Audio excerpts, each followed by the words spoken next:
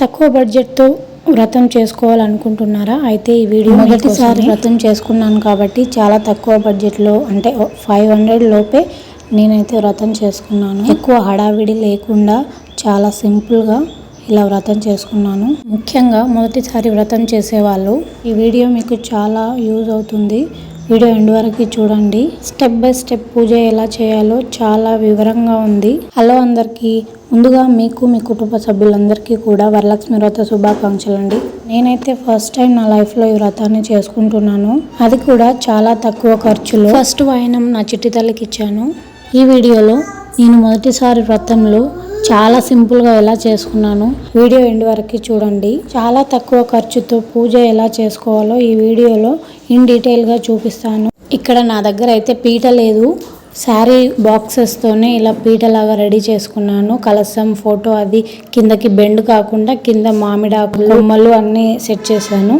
దానిపైన కొత్త jacket పీస్తో cover చేశాను. ఐడియా ఎలా ఉందో కామెంట్ చేయండి. ఇంకా ఇక్కడికి కావాల్సిన ఐటమ్స్ మొత్తం ముందుగానే దగ్గర పెట్టుకున్నాను. ఇంకా నా దగ్గర అయితే సపరేట్గా లక్ష్మీదేవి అమ్మవారి ఫోటో లేదు కాబట్టి ఇలా అందరి దేవుళ్ళు ఉన్న ఫోటోని నేను వ్రతానికి పెట్టుకున్నాను.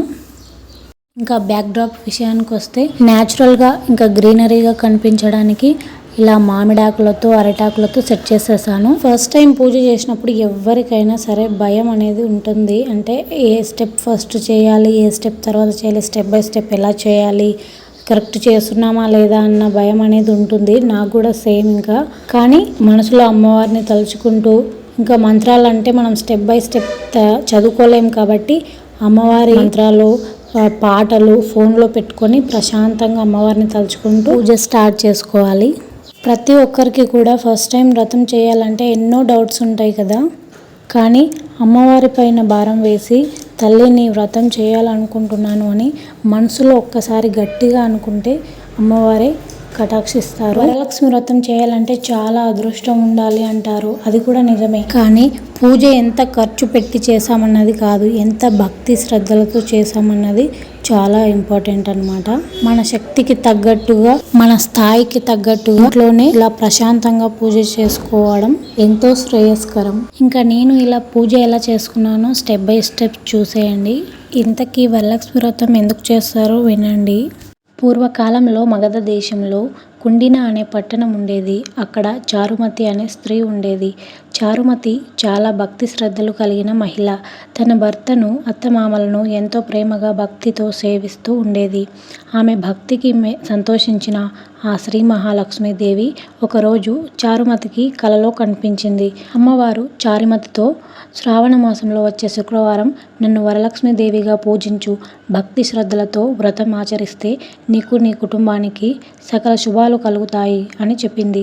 మరుసటి రోజు చారుమతి తనకు వచ్చిన కళ గురించి భర్తకు అత్తమామలకు చెప్పింది. అందరూ చాలా సంతోషించారు. అమ్మవారు చెప్పిన విధంగానే శుక్రవారం రోజు చారుమతి ఇంటిని శుభ్రం చేసి పూజా స్థలాన్ని సిద్ధం చేసుకుంది. కలశాన్ని ఏర్పాటు చేసి వరలక్ష్మి అమ్మవారిని భక్తితో ఆవాహన చేసి పూలు, పసుపు, కుంకుమతో పూజించింది.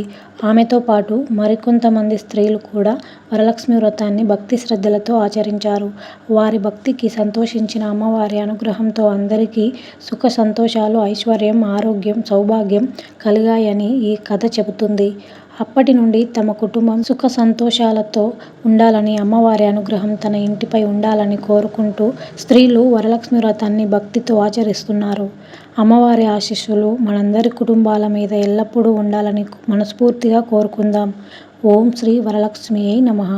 ఈ కథను విన్న మీ అందరూ కూడా అమ్మవారి ఆశీస్సులతో, ఆశీర్వాదాలతో ఎల్లప్పుడూ సంతోషంగా ఉండాలని కోరుకుంటున్నాను. ఈ విధంగా నేనైతే పూజలో భాగంగా అమ్మవారికి దీపం, ధూపం, నైవేద్యం, నారికేలం, వాయనం ఇచ్చుకున్నాను. ఇంకా అమ్మవారికి పాలు, పెరుగు అంటే చాలా ఇష్టం కాబట్టి నైవేద్యంలో పాలు, పెరుగు సమర్పించాను. చేతనైనంత మేరకు అమ్మవారికి వాయనం ఇవ్వాలి అంటారు కదా. నేనైతే అమ్మవారికి వాయనంలో 2 జాకెట్లు, గాజులు, పళ్ళు, పసుపు కొమ్ము అయితే వాయనం ఇచ్చాను. అమ్మవారికి వాయనం ఇచ్చేటప్పుడు మనసులో ఇలా చెప్పుకుంటూ ఇచ్చుకుంటినమ్మ వాయనం, ఇచ్చుకుంటినమ్మ వాయనం, ఇచ్చుకుంటినమ్మ వాయనం అని 3 సార్లు చెప్పుకొని అమ్మవారికి వాయనం ఇచ్చాను.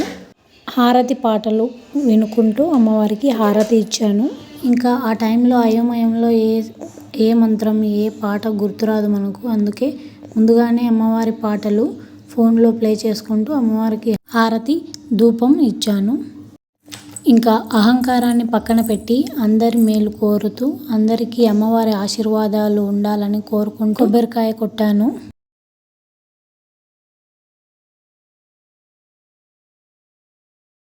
మొదటి వాయనం అమ్మవారికి ఇచ్చిన తర్వాత రెండో వాయనం నా చిట్టి తల్లి మా ఇంటి మహాలక్ష్మికి ఇచ్చాను.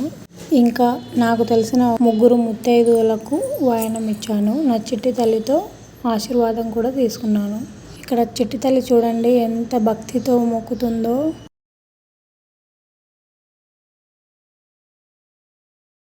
ఈ విధంగా చాలా ప్రశాంతంగా ఆ వరమహాలక్ష్మి తల్లి వ్రతాన్ని చేసుకున్నాను. ఎక్కువ ఖర్చు లేకుండా చాలా తక్కువ ఖర్చులో ఈ వ్రతాన్ని నేను మనస్ఫూర్తిగా చేసుకున్నాను.